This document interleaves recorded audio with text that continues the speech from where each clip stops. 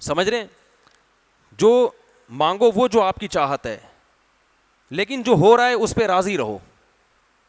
مانگو وہ جو آپ کی دل کی چاہت ہے. یہ نہیں مانگو کہ اللہ تو جو ہے نا جس طرح سے چاہتا ہے بس ویسا ہی کر دے. یہ عبدیت کے خلاف ہے. ہم بھکاری ہیں. بھکاری کبھی کسی کے پاس آ کے بولے سیٹھ صاحب سے کہ آپ کا دل چاہتا ہے تو پیسے دے دیں، نہیں چاہتا تو آپ نہ دیں، آپ کی مرضی ہے. وہ دے گا ہی نہیں، وہ سمجھے گا بہت بڑا سیٹھ ہے یار یہ تو، بلکہ وہ الٹا قرضہ مانگے گا آپ سے، یار 20 روپے مجھے دے دو بھائی تم. بھکاری اپنی حاجت شو کرتا ہے. بھکاری یہ بتاتا ہے کہ میرے ہوتا بھی ہے نا تو کہتے ہیں میرے پاس کچھ بھی نہیں ہے، مر رہا ہوں میں. اللہ چاہتے ہیں کہ میرے سامنے بھکاری بن کے بیٹھا کرو، سیٹھ بن کے، کہ اللہ ویسے تو ایسا مسئلہ ہے کہ کچھ ضرورت ہی نہیں ہے. ہاں شکر کے طور پہ تو یہ کہو کہ کچھ ضرورت نہیں ہے، لیکن یہ کہو کہ اللہ تو نے مجھے ہر نعمت دی ہے، مگر میں کم بخت نالائق کمزور اتنا ہوں کہ جب تک مزید نعمتیں مجھے نہ ملے، مجھے یہ میری نالائقی ہے، مجھے اور چاہیے، تاکہ ناشکری بھی نہ ہو نا. اے اللہ تو نے مجھے بہت نوازا ہے، تیری نعمتوں کے سمندر میں ڈوبا ہوا ہوں، مگر ہوں بھکاری تیرے در کا، مستغنی نہیں ہوں، مجھے اور چاہیے، کیونکہ میں بڑا نالائق ہوں. میں تھوڑی سی بھی ٹینشن میں مجھ سے برداشت بولو نہیں ہوتی. ساری چاہتیں دے دے بس تو. حدیث میں آتا ہے اللہ سے یوں دعا نہ مانگو کہ اللہ اگر تو چاہتا ہے تو میری حاجت پوری کر دے، نہیں چاہتا تو رہنے دے. یہ نہیں مانگو، کیونکہ اللہ پہ زبردستی تو کوئی بھی نہیں کر سکتا. تو ہم نے تو بھکاری بن کے اللہ کو دکھانا ہے کہ اللہ میری تو کام تو نے کرنا ہے. ایوب علیہ السلام جب بیمار ہوئے نا تو ان پہ جب شفا ملی ہے تو سونے کی ٹڈیوں کی بارش ہوئی ہے، تو وہ فوراً جمع کرنے لگے کہ ایک بھی ٹڈی رہ نہ جائے، سونے کے نا اتنے وہ. تو اللہ نے کہا کہ اے ایوب تو پیغمبر ہے، میں نے تجھے اس سے مستغنی کیا، تجھے مال دیا، تو ایک بھی نہیں چھوڑ رہا. تو ایوب علیہ السلام نے کہا اللہ میں تیری رحمت سے مستغنی بولو نہیں، بہت دیا ہے لیکن اگر تو مزید دے رہا ہے تو اور چاہیے. یہ ایسا ہی ہے جیسے آپ کے کوئی بڑے ہوں اور وہ آپ کو ہدیے میں 5,000 گفٹ کریں. آپ کہیں یار میری تنخواہ 50,000 ہے، یہ 5,000 رکھو، مجھے ان ٹکڑوں کی ضرورت نہیں ہے. اس کو غصہ آئے گا نا. وہ تو بھائی 5,000 کیا 5 روپے بھی دے رہا ہے، آپ ایسے دونوں ہاتھوں سے لوگے، تمیز سے آنکھوں پہ لگاؤ گے، حضرت بہت نوازی، بڑی قیمتی چیز ہے، ایسے کہو گے نا. تو ایوب علیہ السلام پہ سونے کی ٹڈیوں کی بارش ہوئی، ایوب علیہ السلام نے ایک بھی نہیں چھوڑی. صحیح ہے نا، ایک بھی نہیں چھوڑی. موسیٰ علیہ السلام نے جب دونوں لڑکیوں کو پانی پلایا نا کنویں پہ، تو پانی پلانے سے تو نیت اللہ کی رضا تھی، کوئی مفاد بولو نہیں تھا. لیکن دل میں ایک بات پیدا ہوئی کہ بھئی میں مسافر ہوں، نہ میرے کھانے کا انتظام، نہ پینے کا انتظام، نہ کوئی ٹھکانہ. تو شاید یہ اپنے ابا کو جا کے کہیں کہ ایک بندے نے ہماری خدمت کی ہے، شاید وہ کچھ پیسے دے دے مجھے، شاید وہ کچھ کھانا وانا کھلا دیں. تو ان سے تو نہیں کہا، مخلوق کے سامنے ہاتھ نہیں پھیلایا، کیونکہ پھر یہ خدمت نہیں ہوئی نا، یہ تو مفاد ہو گئے. دل میں جب خیال آیا تو اللہ سے کیا کہا کہ اللہ ان سے امیدیں نہیں ہیں مگر تجھ سے امیدیں ہیں، اور اگر ان کے دل میں کوئی ایسی بات آتی اور مجھے کچھ اجرت مل جائے تو میں تیری رحمت سے مستغنی نہیں ہوں. ربی انی لما انزلت الی من خیر فقیر. درخت کے نیچے کھڑے ہو کر دعا مانگ رہے ہیں، اللہ اگر تو نے میرے ساتھ کسی بھلائی کا ارادہ کیا ہے تو یہ آپشن ضائع نہ ہونے دینا، کر لے وہ بھلائی، میں فقیر ہوں، محتاج ہوں. یہ نہیں کہہ رہے کہ اللہ میں نے تو ان کو پلایا پانی تیری رضا کے لیے، اب ایسا نہ ہو کہ ان کے دل میں پیسے ویسے دینے کی بات آ جائے اور یہ مجھے گھر لے جائیں اور ٹھکانہ مل جائے. یہ میں تو ایسے ہی زندگی گزاروں گا ننگے پاؤں اور تھکا ہوا، اور ایسے ہی میں عادی ان چیزوں کا. تو مجھے اور آزما، میں دیکھ میں ابھی مزید بھوکا رہ کے دکھاؤں گا، 6 دن اور بھوکا رہ کے دکھاؤں گا تیرے لیے. یہ اسٹائل اللہ کو پسند بولتے کیوں نہیں ہے. تواضع پسند ہے. اللہ مخلوق کے سامنے نہیں مگر تیرا محتاج. اللہ کو آپ کی یہ ادا اتنی پسند آئی، اللہ نے کہا موسیٰ صرف روٹی پانی کا انتظام نہیں ہوگا، شادی کا انتظام کرا دوں گا میں تیری. صحیح ہے نا، کیونکہ اجنبی آدمی کو بیوی بھی تو چاہیے نا ایسے علاقے میں.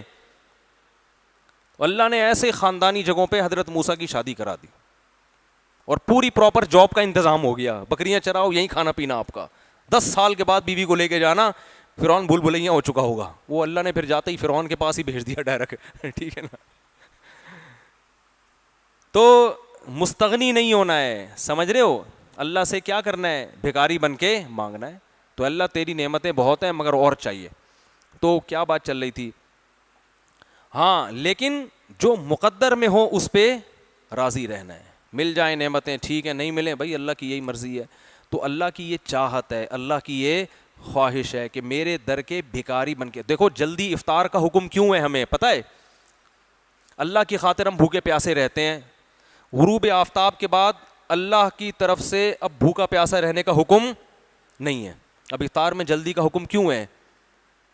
اب فنٹر مت بنو کہ اللہ تو نے حکم دیا تھا 14 گھنٹے کے روزے کا, تو کیا سمجھتا ہے ایسے 14؟ میں تو 18 کا رکھ کے دکھاؤں گا. سورج غروب ہو گیا, سائرن بج رہا ہے, اب میں 4 گھنٹے اور بھوکا رہوں گا.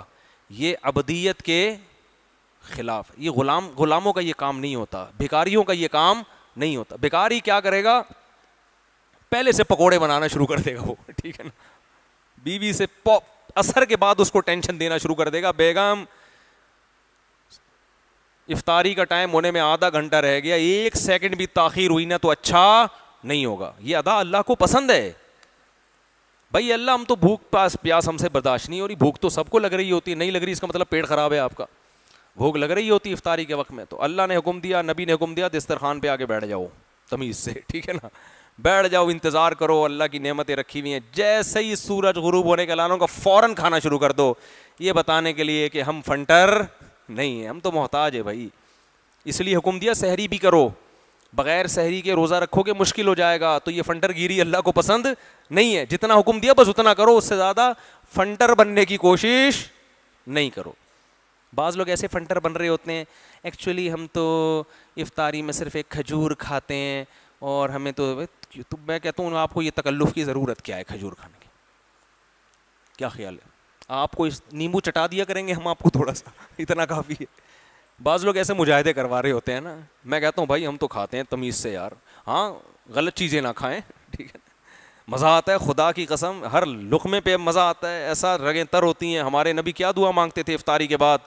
ذهب الظما, پیاس چلی گئی, وابتلت العروق, رگیں تر ہو گئیں, یہ مزے الگ, وثبت الاجر ان شاء اللہ, اور اللہ نے چاہا تو روزے کا اجر بھی اعمال میں لکھ دیا گیا. ایک بہت بڑی نیکی ہمارے میزان کے ترازو میں لا کے اللہ نے ڈال دی ہے. حضرت حکیم اختر صاحب رحمہ اللہ تعالیٰ فرمایا کرتے تھے, جب عید کا چاند نظر آیا کرے نا تو رونا دھونا نہیں کیا کرو, ہائے ہائے ہائے رمضان چلا گیا, ہائے ہائے ہائے ہائے رمضان یہ ہو گیا. اللہ خوشی دلا رہا ہے کہ بھائی 1 مہینے کی ٹینشن تھی ختم ہو گئی, اب کھاؤ پیو موج مستی کرو, اب کھاؤ پیو, یہ اللہ نے ثواب لکھ دیا تو خوش ہو جاؤ. حکیم اختر صاحب فرماتے تھے اعتکاف کی رات جب چاند نظر آئے نا, اعتکاف ختم ہو, خوشی خوشی گھر جایا کرو. بہت فنٹر بن رہے ہوتے ہیں. ایک صاحب مجھے کہنے لگے 1 روزہ کھا گئے وہ, میں نے کہا رکھ لے تو بھائی 1 روزہ اگر کھا گئے تو کل رکھ لے دوبارہ, تجھے کس نے منع کیا؟ عید کے بعد 1 رکھ لینا, نہ رکھ رہا ہے بس ایسی بات. تو چاند نظر آئے بھائی خوشی. ہاں ایک رمضان سے ایک محبت ہو جاتی ہے, اس کی وجہ سے اگر لاشعوری طور پہ رونا آ رہا ہے وہ تو اچھی بات ہے, وہ تو ایمان کی علامت. لیکن بیٹھ کے پروگرام ہو رہا ہوتا ہے بعض لوگوں کا رونے کا, ہائے یہ کہ ڈائلاگ چل رہے ہوتے ہیں, تو ہائے ہوئے کرنے کی ضرورت نہیں ہے. خوشی کا دن ہے بھائی, خوشی مناؤ. جب اللہ نے کہا روزہ رکھو, دیکھو کیسی تراویح شارٹ ہوتی ہے نا. اگر چاند کا اعلان نہیں ہوا اور 10 رکعت تراویح پڑھ چکے تھے آپ, 12 رکعت پڑھ چکے تھے, جیسے ہی اعلان ہوا 13ویں رکعت کی امام کو اجازت نہیں ہے کہ بھائی جو مجاہدہ تھا اللہ کی طرف سے کیا ہو گیا, ختم. ہمارے والد صاحب بتاتے تھے ایوب خان کے دور میں, یہ ہلال کمیٹی نہیں تھی نا صدر ایوب خان کے دور میں, تو چاند کا بڑے گھبلے ہوتے تھے. ایک دن عید کے دن اعلان ہوا ہے کہ آج عید ہے, یعنی 30واں روزہ رکھا ہوا تھا, 11 بجے اعلان ہوا کہ چاند نظر آ گیا تھا رات, تو سب نے فوراً 11 بجے روزہ توڑا ہے. کیوں توڑا بھائی؟ علماء نے کہا روزہ رکھنا کیا ہے, حرام. کیوں توڑا؟ اس لیے کہ آج اگر روزہ رکھا تو اللہ نے تو روزے ختم کر دیا, آپ اللہ سے آگے نکلنے کی کوشش کر رہے ہو. اسی وجہ سے عید کا روزہ کیا ہے, حرام ہے. اور ہمارے نبی عید کے دن عید الفطر میں صبح کھا کے آیا کرتے تھے, حالانکہ آپ ناشتہ نہیں کرتے, لیکن عید کے دن پہلے کھاتے تھے, یہ بتانے کے لیے کہ آج ہمارا روزہ نہیں ہے, ہم پہلے کھائیں گے. بقرعید میں پہلے کھانا سنت نہیں ہے. اب فرق کیا, عید دونوں عیدیں ہیں بھائی. یہاں روزے ختم ہوئے ہیں یہ بتانے کے لیے کہ آج ہم صبح بھوکے نہیں ہوں گے, پہلے کھائیں گے بعد میں نماز پڑھیں گے. اور بقرعید میں ایسی کوئی حکمت نہیں ہے, کھاتے ہی آ رہے ہیں. آج ہم جو ہے نا اللہ جو ہمیں گوشت کھلائے گا اس سے کھانا شروع کریں گے, ہم وہ اللہ کی ضیافت ہے. تو بار بار جگہ جگہ اسلام آپ کو گائیڈ کرتا ہے, ایسی گائیڈنس آپ کو خدا کی قسم کسی مذہب میں نہیں ملے گی. تو اللہ کے در کے محتاج بن کے اللہ سے مانگا کرو. پھر بھی کوئی مصیبت آ جائے تو کیا کرنا ہے؟ صبر. اللہ تعالیٰ سمجھنے کی عمل کی توفیق عطا فرمائے. وما علینا